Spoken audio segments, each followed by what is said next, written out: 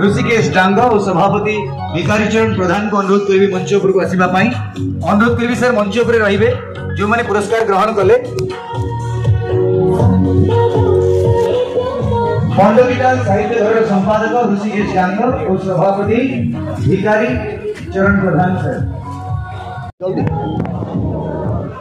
Sir प्रकृत साहित्य का जीवन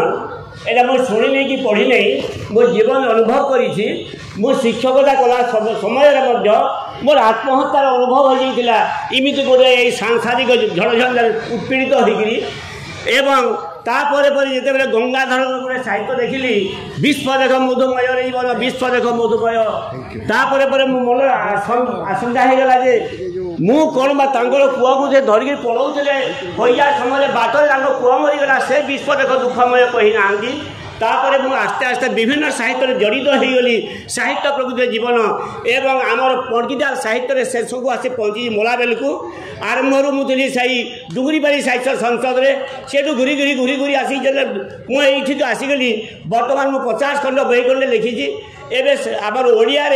आज्ञा को मुझे 21-22 खंड बही दूसरी जोटा कि साहित्य मत केवल समाज संस्कार केवल लेखनी देती एवं साहित्य मुझे बंची सार बंची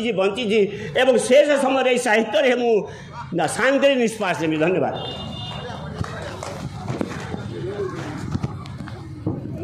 बहुत बहुत धन्यवाद।